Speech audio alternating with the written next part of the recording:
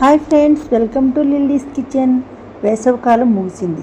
ఇప్పుడిప్పుడే వర్షాలు మొదలవుతున్నాయి. వేసవిలో విస్తృతంగా కనిపించిన మామిడి పండ్లు ఇప్పుడు క్రమంగా కనుమరుగవుతాయి. మరి మామిడి పండ్లు లేకపోయినా ఏడాదంతా వాటి రుచిని ఆస్వాదించేందుకు ఒక మార్గం ఉంది. అదే జ్యూస్ రూపంలో చేసుకోవచ్చు. కానీ జ్యూస్ రూపంలో చేసుకుంటే విదేశాలకు పంపించడానికి అది అంత మంచి అవకాశం కాదు. ఇక మామిడి పండ్లను మామిడి తాండ్ర రూపంలో చేసుకుని సంవత్సరం అంతా ఆస్వాదించవచ్చు. విదేశాలకు కూడా పంపుకోవచ్చు. మామిడి తాండ్రని చాలామంది ఇష్టంగా తింటారు. కేవలం రుచికి మాత్రమే పరిమితం కాకుండా ఆరోగ్యానికి కూడా మామిడి తాండ్ర ఎంతగానో ఉపయోగపడుతుంది.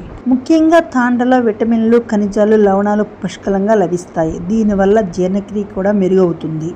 అసలు మామిడి తాండ్రను బంగినపల్లి మామిడికాయలతో చేసుకుంటేనే బాగా ఉంటుంది. ఇక ఈరోజు మామిడి తాండ్ర మనం ఎలా చేయాలో చూసేద్దాం. ముందుగా బాగా మగ్గిన 3 మామిడికాయలు తీసుకోండి. మీకు కొంచెం పులుపు ఉండాలంటే ఒక పచ్చి బంగినపల్లి మామిడికాయ, 2 పడిన కాయలు తీసుకొని ముందుగా పీల్ చేసుకొని ముక్కలుగా కోసుకొని మిక్సీ పట్టి మెత్తగా చేసుకోండి. ఇలా చేసుకున్న గుజ్జును ఒక గిన్నెలోకి తీసుకొని స్టవ్ మీద పెట్టి మీడియం ఫ్లేమ్లో ఉడికించుకోండి. ఈ గుజ్జును 10 మినిట్స్ పాటు ఉడకనివ్వండి. ఇలా ఉడకడం వల్ల గుజ్జులోనే ఉన్న నీరంతా తగ్గిపోతుంది, ప్యూర్ గుజ్జు వస్తుంది. గుజ్జును పొయ్యి మీద పెట్టిన తర్వాత తిప్పుతూ ఉండాలి. తిప్పకపోతే అడుగున మాడిపోతుంది. ఇలా చేసిన గుజ్జును బాగా ఆరనివ్వాలి. ఈ కారిన తర్వాత ఒక పళ్ళానికి కొంచెం నెయ్యి రాసి అందులో ఈ గుజ్జును వేసి స్ప్రెడ్ చేయండి. పళ్ళాన్ని ఎండలో పెట్టాలి. 4 అవర్స్ ఉన్న తర్వాత మరొక లేయర్ వేసుకోండి. 2 రోజులు ఎండిన తర్వాత ఇలా తాండ్ర దోశ మాదిరిగా తయారవుతుంది.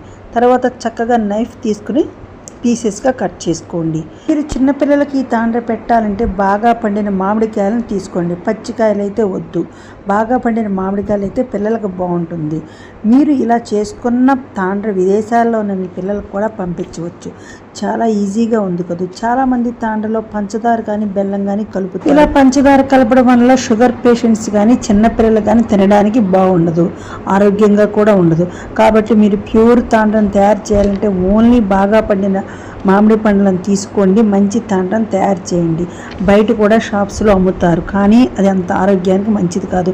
మనం ఇంట్లో ఫ్రెష్గా చేసుకున్న తాండ్ర పిల్లల ఆరోగ్యానికి చాలా మంచిది. ఓకే గైస్, మీరు కూడా మంచి తాండ్రని ఇంట్లో చేసి పిల్లలకు పెట్టండి.